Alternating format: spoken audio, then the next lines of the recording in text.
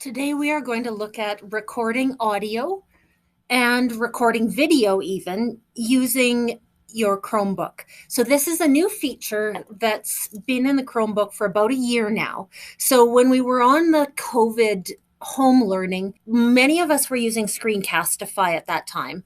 And as was the case during a lot of the pandemic, companies were providing these tools to us at no cost. Well, that's no longer the case. And some of these come with a pretty pricey price tag, really.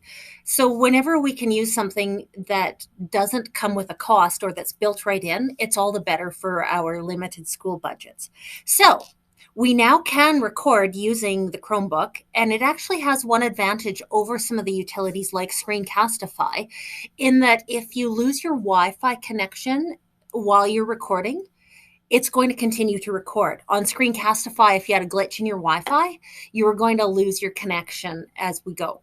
So what we're going to do is we're going to go down to the bottom corner where we have our our little toolbox down there.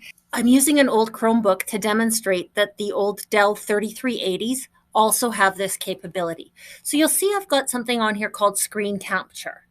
And when I go to Screen Capture, I get a new little toolbar down here along the bottom, and I can do screenshots. So these are a still shot. So if I wanted to take a picture of something on my screen, a screenshot or a snipping tool type thing, that's where I find that. If I wish to record, I'm going to put it over to video recording.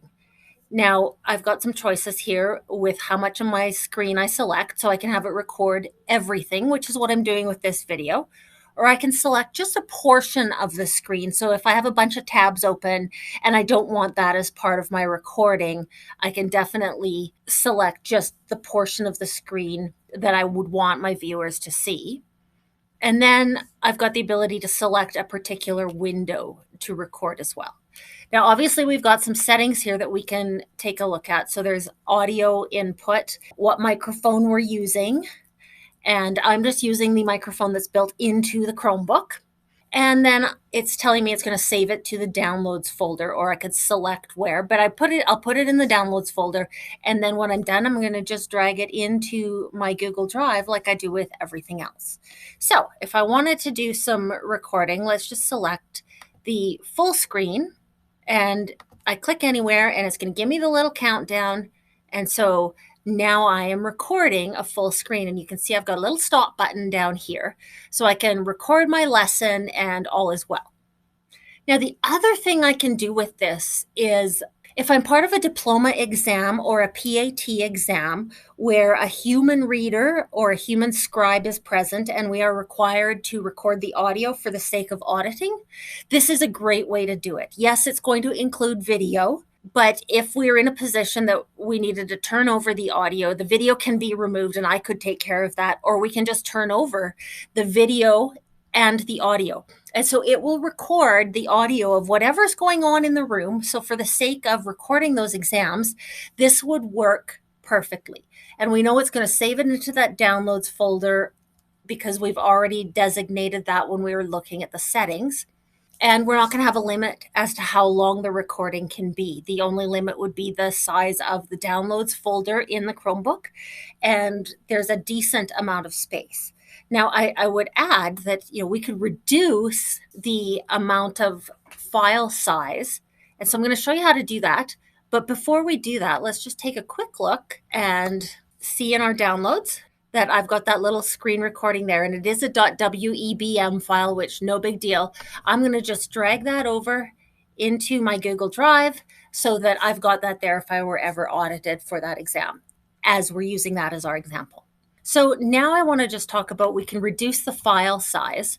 So I'm going to go back in and I'm going to do the screen capture thing, but instead of having it capture my entire screen, if I was doing a diploma exam or a PAT exam, I might just select a little tiny piece of the screen, because ultimately we're not recording the screen.